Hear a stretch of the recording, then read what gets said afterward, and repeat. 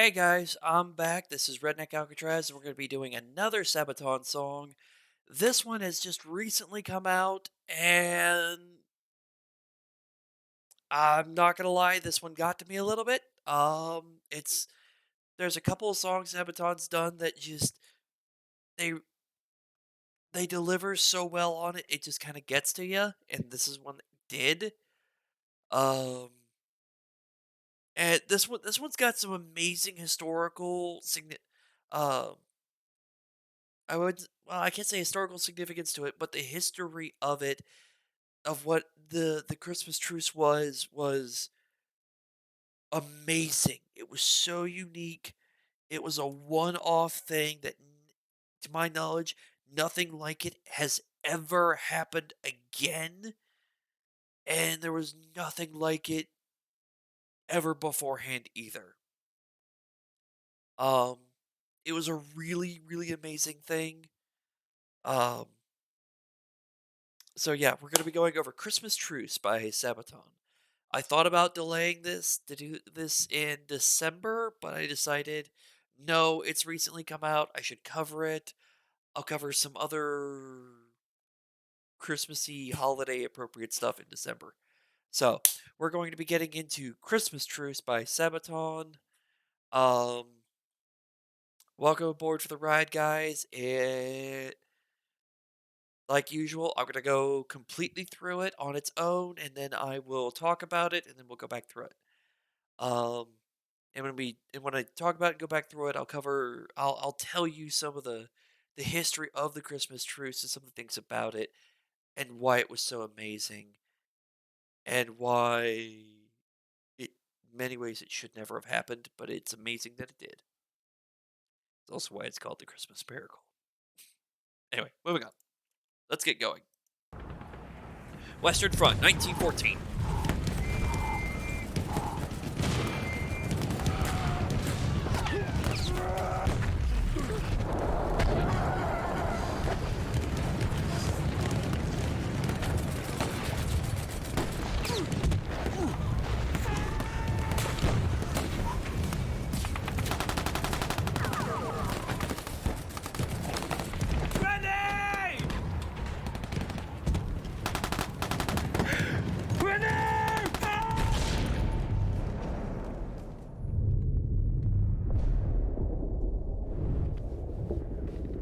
Come on, man. Wake up. Can you hear me? Can you hear me? Hannes! Hannes! Come on!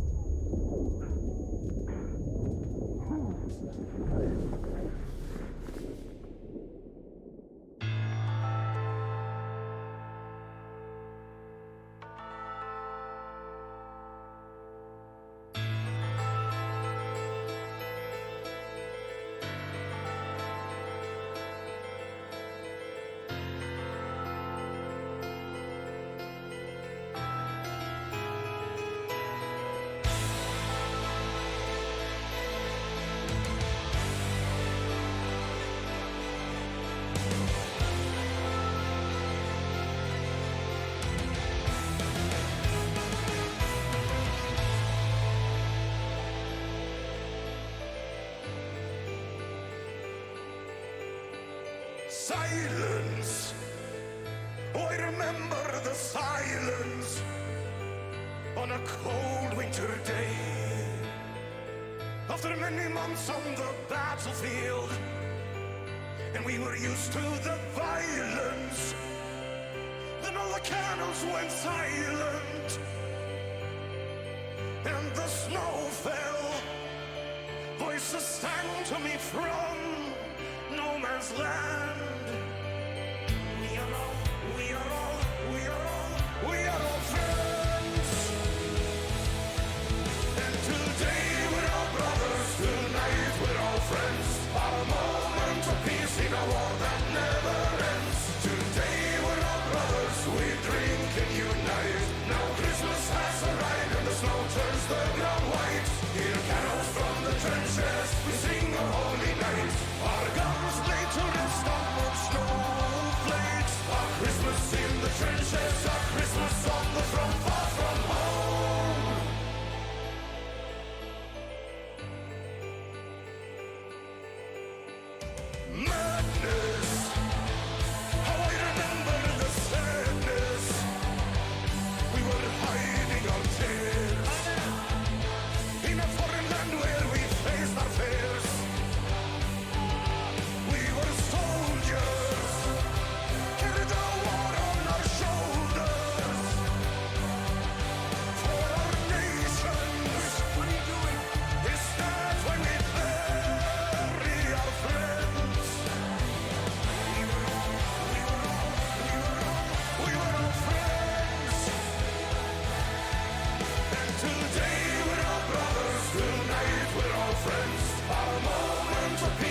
war that never ends. Today we're all brothers, we drink and unite. Now Christmas has arrived and the snow turns the ground white. Hear carols from the trenches, we sing a holy night.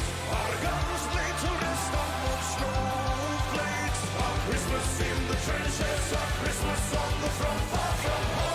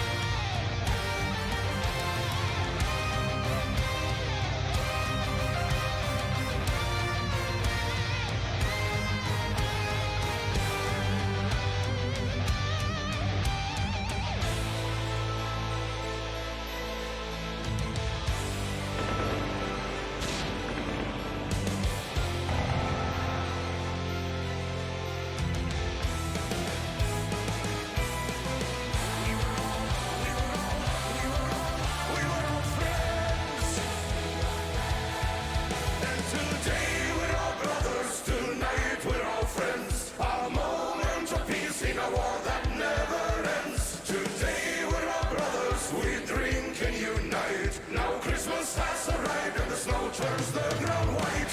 On Christmas on the front line, we walk among our friends. We don't think about tomorrow. The battle will commence when we celebrate to Christmas. We thought about our friends, those who never made it home when the battle had commenced.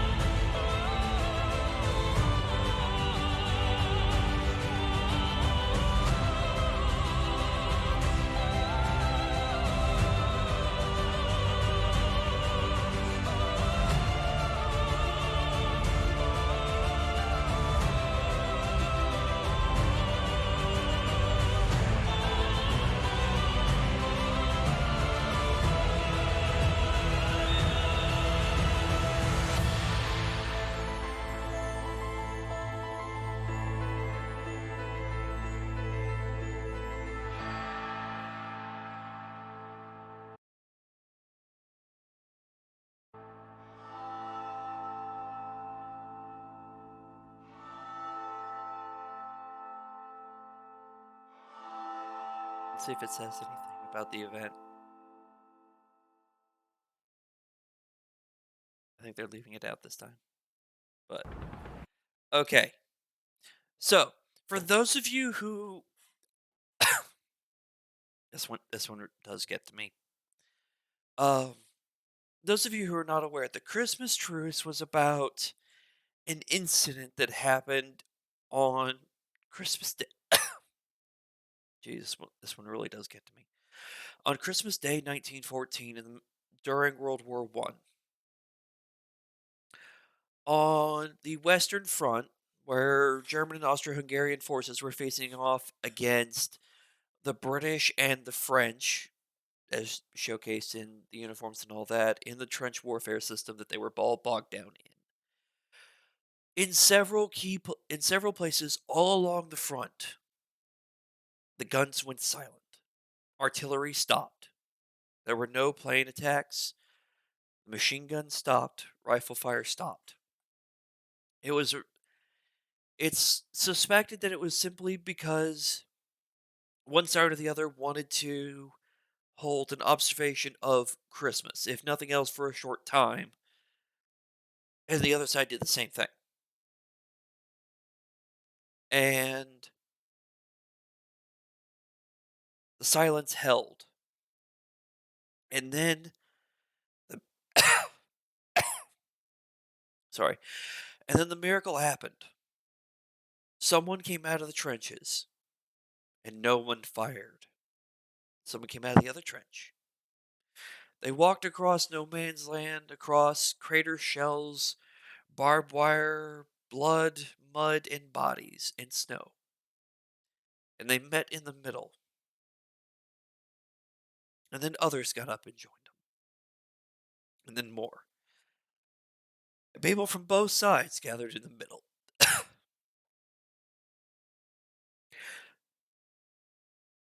No guns were fired, no blades were drawn, no fists were swung. They spoke of Christmas, they sung songs, they played music, and it was as it sorry, this I had family that were involved in World War One. Uh and they both sides actually, both sides. Um and it was as if the war didn't happen, that the war didn't exist. That was back before the war had happened, when there was peace between the countries and people traveled back and forth and spoke to one another. This didn't happen all across the front. There were many places where such things were tried and they were shot at. High command upon on both sides, upon hearing this was happening, was furious and ordered that all attempts to do so were to be stopped, even if it meant shooting their own men. And that I'm not aware of anyone actually getting shot by their own commanders, but there were cases of people who attempted it were shot by the other side, or people were threatened with arrest and court martial, mutiny, because for high command, this was the worst possible thing to happen. For years, both sides had seen the other as the enemy.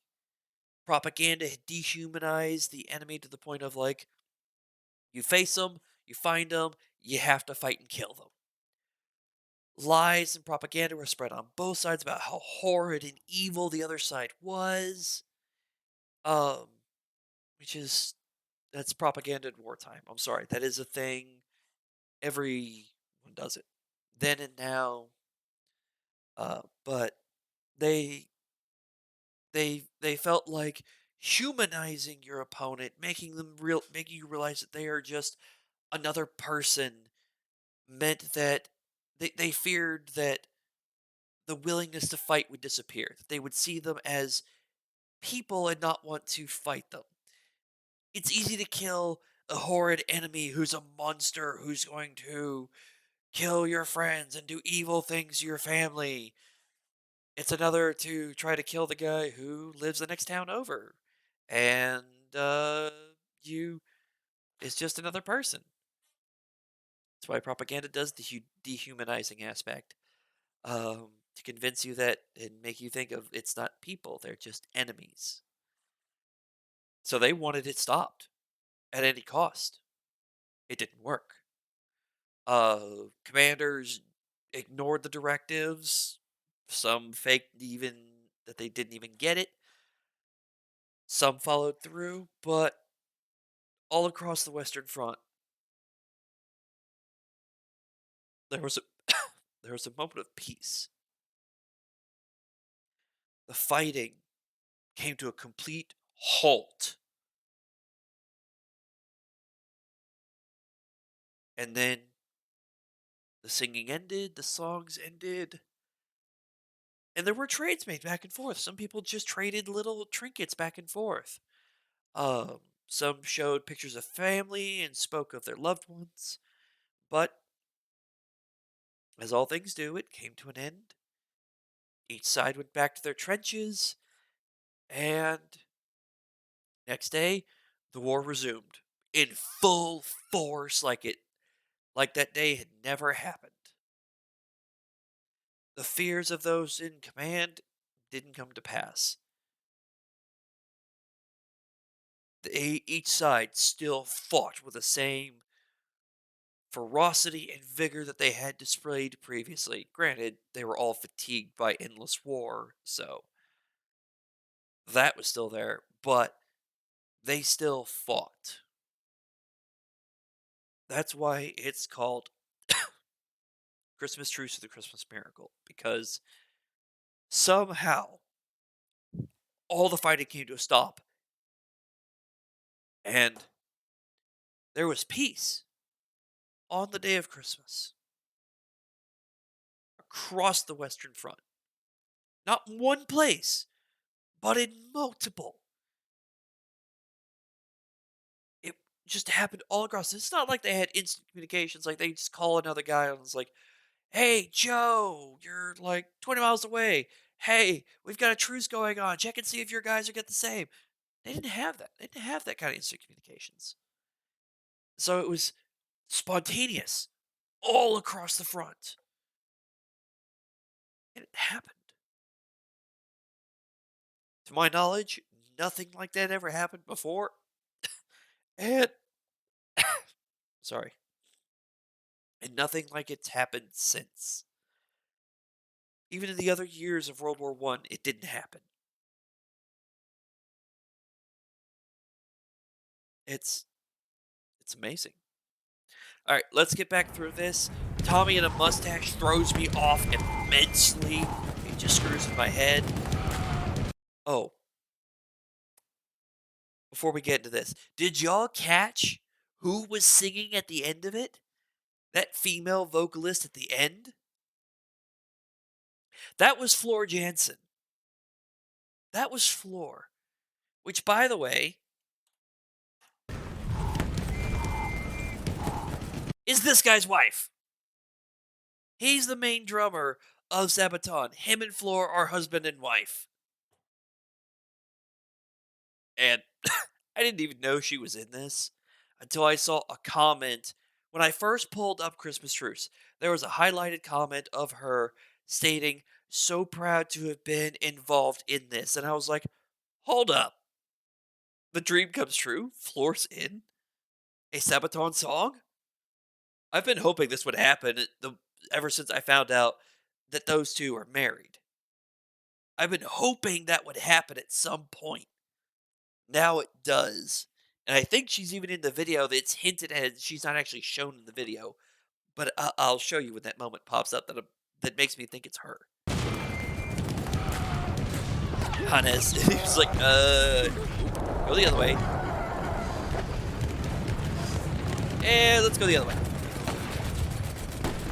Tommy on the French side with the bright red hands.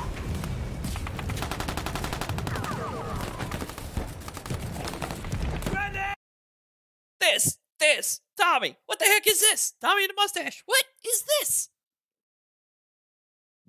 This is nuts. It's so weird. I don't like it. Ditch the mustache. Hey!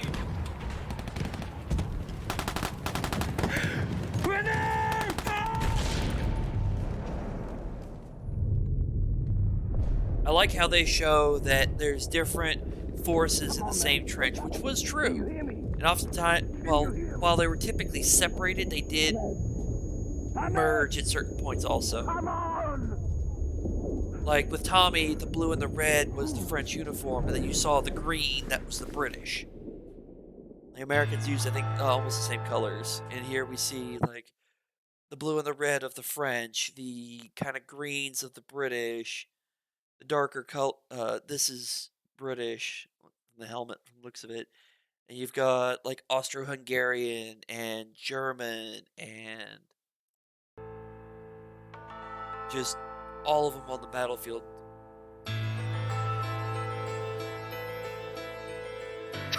And of course, an iconic tune. Pear tree. Partridge in a pear tree. Or you've got your Christmas tree with a pear, some bread. It looks like none of those guys in their right mind would have put food on there, but it was such a scarcity. Writing letters to loved ones. That was a big thing. Needless to say, there would not have been a piano in the trenches. British, the greens of the British and the reds and the blues of the French. They they refused to get rid of that, even though everybody tried to convince them that it was no on a cold winter day. After many months on the battlefield, silence. and we were used to the violence, then all the cannons went silent. It was not unusual for artillery or cannon fire to be resounding every day, day and night. The fighting didn't stop just because the sun went down. It continued regardless. Night raids, night assaults, nighttime barrages, day or night did not matter during World War One. I think it was Battle of Verdun, over 300 days of continuous fighting. It's listed as one of the longest battles and longest continuous battles in history. Not that was not a siege. They were continuously just fighting and attacking. And if I remember correctly, for the Battle of Verdun, the artillery never stopped firing. The entire time, artillery was going every day for that battle, and that was normal across the whole thing. You should look it up. Just pictures of just artillery shells, spent shells, just laying mounted hills and mountains of shells just laying there that have been fired and then tossed aside. And the snow fell. Voices sang to me from no man's land. We are all, we are all, we are all, we are all friends. And today we're all brothers, tonight we're all friends. A moment of peace in a war that never ends. Today we're all brothers, we drink and unite. Now Christmas has arrived and the snow turns the ground white. Hear carols from the trenches.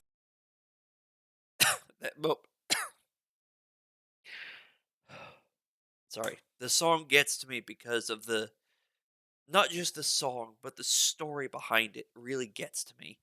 Um just a moment of silence where no artillery, no rifle fire, no machine gun fire, no whistles, no sirens, no nothing.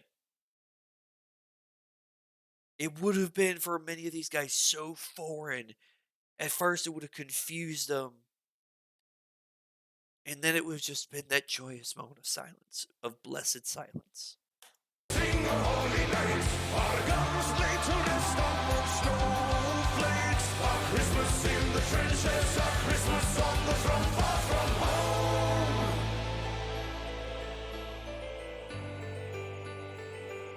Look up here, they're like, wait, no, no, no, no, no. How I remember the sadness. They're all grabbing the rifles, they think they're going to get attacked. Everyone's like, "Oh shit, Hannes, what are you doing?" I do like the attention to detail here with the French, labels, uh, the he's actually Scots, uh, but the British were using Enfields, um, Car 98s for the Germans. I don't remember what the Austrians had. Austro-Hungarians had. Might have been Mauser 98s as well. I can't remember. It was a Mauser 98. K98s came later.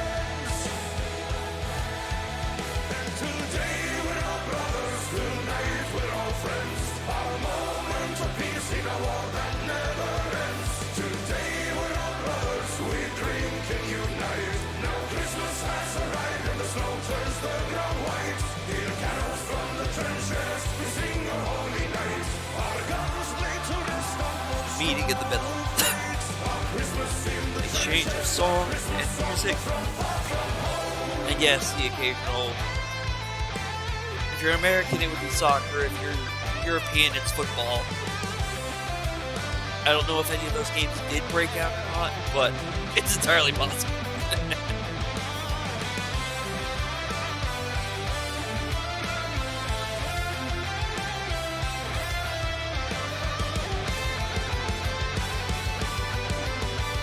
Like I said, there would have been no piano. There would have been no piano. But I love the inclusion of it.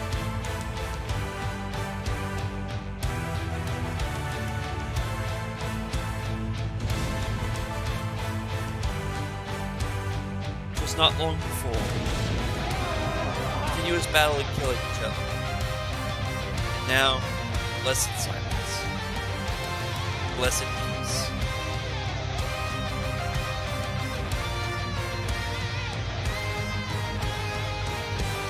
Frozen ground.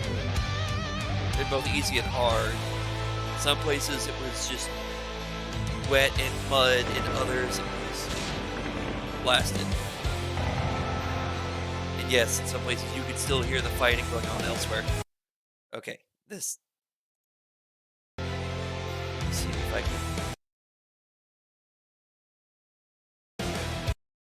Ah! No, bad. Okay.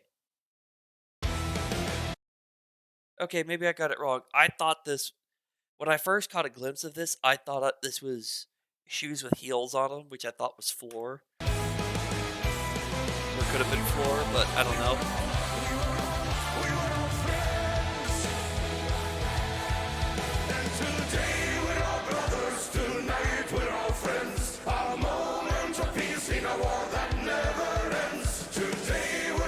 Exchange of gifts. That didn't happen. Wasn't usually anything very large, it was just little things, and then right back to fighting.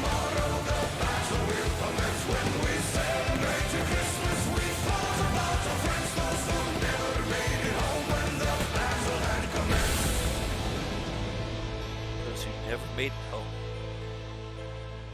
to the battle had commenced. And he didn't. A lot of them never made it home.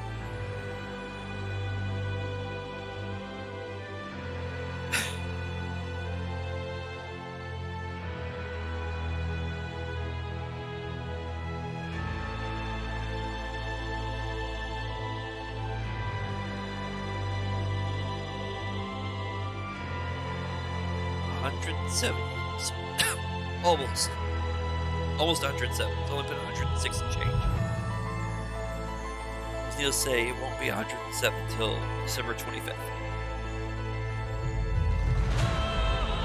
And there's floor.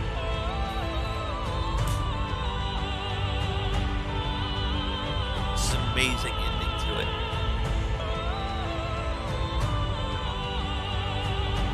Hans Joachim Parr, German. Chris was a British French. Oh, I thought they had a few. I thought one of them was on the Austrian uniform. I guess that was just some of the extras. But yes, um,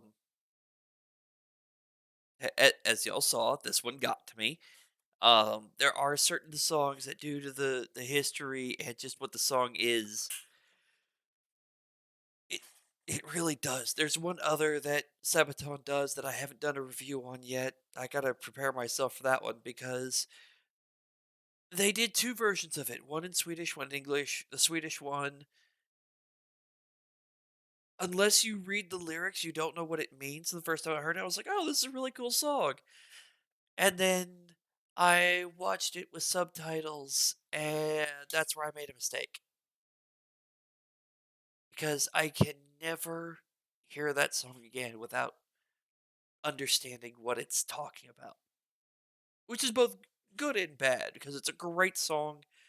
It's wonderful. It's like this one. It's a great song. But once you know some of the history and the other things about it, it really gets to you. It really does.